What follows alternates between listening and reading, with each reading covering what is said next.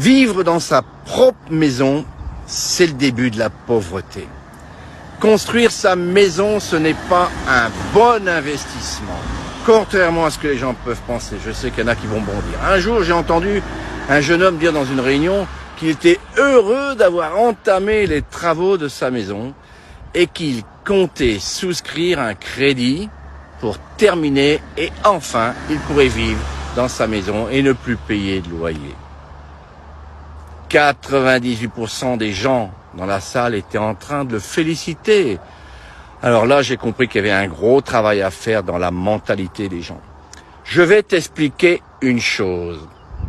Une maison de 2 chambres, selon le coût, allez, on va parler pour l'Afrique, 10-20 millions de francs CFA.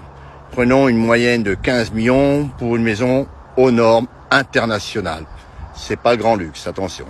Cette maison, je la mets en location et elle va me rapporter 150 000 francs CFA. C'est que concrètement, je vais dépenser 15 millions pour un bien qui a une valeur mensuelle de 150 000 francs CFA, ce qui est déjà un gros revenu. Si tu divises 15 millions par les 15 000, tu comprendras qu'il te faut à peu près 9, voire 10 ans pour compenser la dépense générée par la construction et ses frais.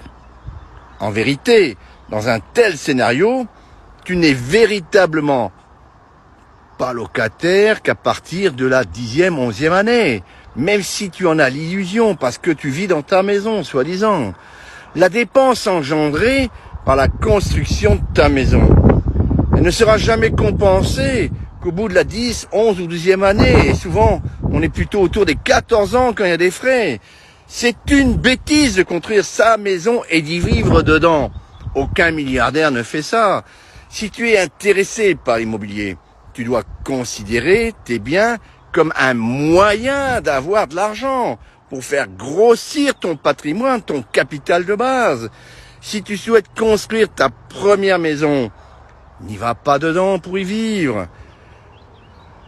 Je sais, c'est difficile à laisser sa maison à quelqu'un d'autre et habiter dans une nouvelle maison. Mais tu as des objectifs plus grands que 4 murs.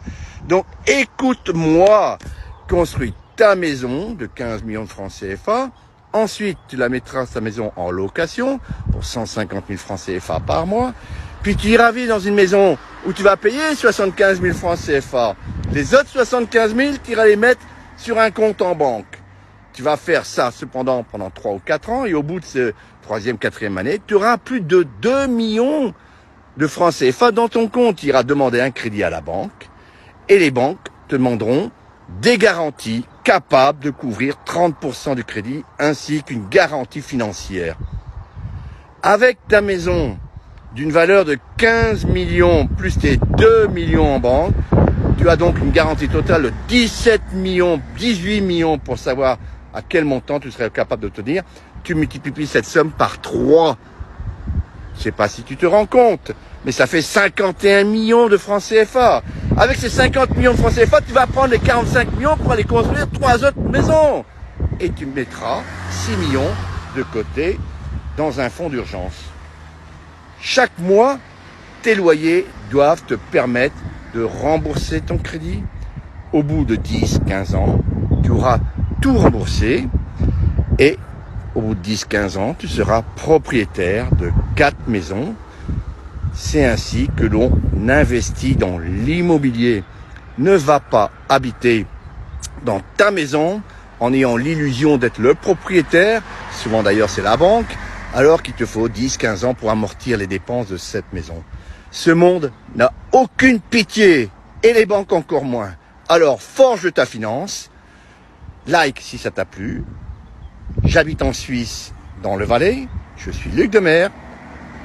Tu peux me contacter sur mon email qui se trouve sur mon profil TikTok. Et je vous souhaite une belle journée à tous.